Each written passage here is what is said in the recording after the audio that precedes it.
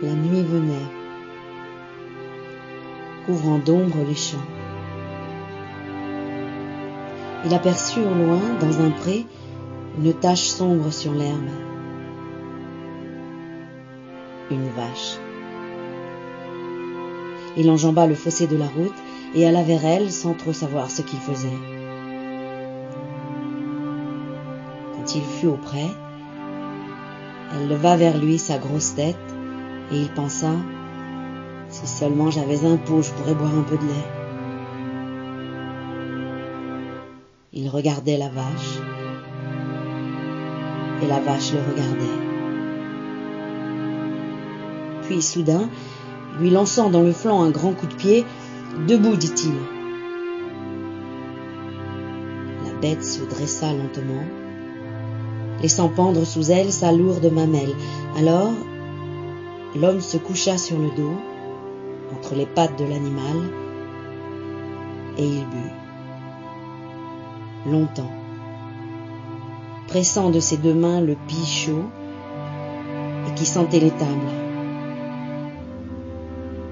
Il but tant qu'il resta du lait dans cette source vivante. Mais la pluie glacée tombait plus serrée, et toute la plaine était nue, sans lui montrer un refuge. Il avait froid. Et il regardait une lumière qui brillait entre les arbres, à la fenêtre d'une maison.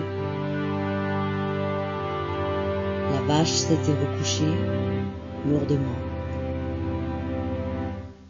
Il s'assit à côté d'elle, en lui flattant la tête, reconnaissant d'avoir été nourri.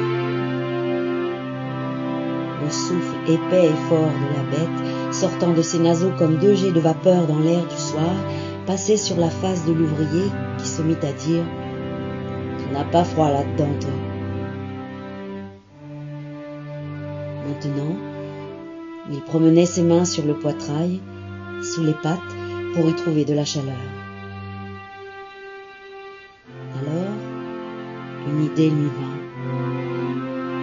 Celle de se coucher et de passer la nuit contre ce gros ventre tiède. Il chercha donc une place pour être bien et posa juste son front contre la mamelle puissante qui l'avait abreuvé tout à l'heure. Puis, comme il était brisé de fatigue, il s'endormit tout à coup. Mais plusieurs fois il se réveilla, le dos ou le ventre glacé, selon qu'il appliquait l'un ou l'autre sur le flanc de l'animal. Alors il se retournait pour réchauffer et sécher la partie de son corps qui était restée à l'air de la nuit. Et il se rendormait bientôt de son sommeil accablé. Un coq chantant le mit debout. L'aube allait paraître. Il ne pleuvait plus. Le ciel était pur. La vache se reposait, le mufle sur le sol. Il se baissa en s'appuyant sur ses mains pour baiser cette large narine de chair humide et il dit « Adieu, ma belle. À une autre fois. T'es une bonne bête. Adieu. » Puis il mit ses souliers et s'en alla. Guy de Maupassant. Le Vagabond. Dans la Nouvelle Revue, 1er janvier 1887, puis dans le Horla, 1887.